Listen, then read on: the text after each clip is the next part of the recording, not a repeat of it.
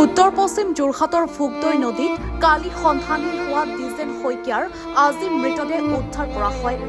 পুৱা অঞ্চলটোৰ মালৈপামৰ এজন লোকে নদীৰ কাষৰ চাপৰিত গৰু এৰাল দিবলৈ যাওঁতেই মৃতদেহটো নদীৰ মাজৰ পাৰ্কো পাইনত লাগি থকা প্ৰত্যক্ষ কৰি গাঁও প্ৰধানক খবৰ দিয়ে আৰু পৰৱৰ্তী সময়ত আৰক্ষীক খবৰ দিয়া হয়। ঘটনাস্থলীত আৰক্ষী আৰু উদ্ধাৰকাৰী দল উপস্থিত হৈ ব্যক্তিজনৰ মৃতদেহটো উদ্ধাৰ কৰি মৰণোত্তৰ পৰীক্ষাৰ বাবে যোৰহাট চিকিৎসা মহাবিদ্যালয়লৈ প্ৰেৰণ কৰে। ব্যক্তিজনৰ মৃতদেহ উদ্ধাৰৰ পাছত সমগ্ৰ অঞ্চলটোত শোকৰ ছাপ পৰিছে। যোৰহাটৰ পৰা উৎপল ভৰালীৰ ৰিপৰ্ট এনি ভাৰত 24।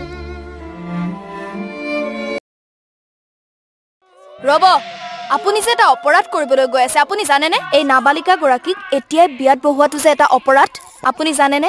অপৰাধ কেনেকৈ? মোৰ ছোৱালী, মোৰ কথা। তুমি যিয়েই নোকোৱা ভূঞা, 18 বছৰৰ তলৰ যিকোনো কন্যা সন্তানৰ বিয়া দিলেই আইনগতভাৱে এক দণ্ডনীয় অপৰাধ। বিয়া দিয়াজন যিমান দায়ী, বিয়া পতাজনো সমানে দায়ী। এতিয়া তাই পঢ়া শুনা কৰাৰ বয়স, খেলা ধূলা কৰাৰ বয়স। তাইক খেলিবলৈ দিয়ক, পঢ়িবলৈ দিয়ক, আৰু চাব এদিন আপুনি তাইক লৈ গৌৰৱ অনুভৱ কৰিব পাৰিব। এতিয়াই তাইক সংসাৰৰ বোজা দি তাইৰ ভৱিষ্যত জীৱনটো অন্ধকাৰ কৰাৰ অধিকাৰ তোমাৰ জানো আছে? মোৰ ভুল হৈ গ'ল মাজনী, মোক ক্ষমা কৰিবা। শিক্ষা ল'ৰা ছোৱালী উভয়ৰে প্ৰাপ্য আৰু অধিকাৰ। আপোনাৰ কন্যা সন্তানক তাইৰ এই প্ৰাপ্যৰ পৰা বঞ্চিত নকৰাব।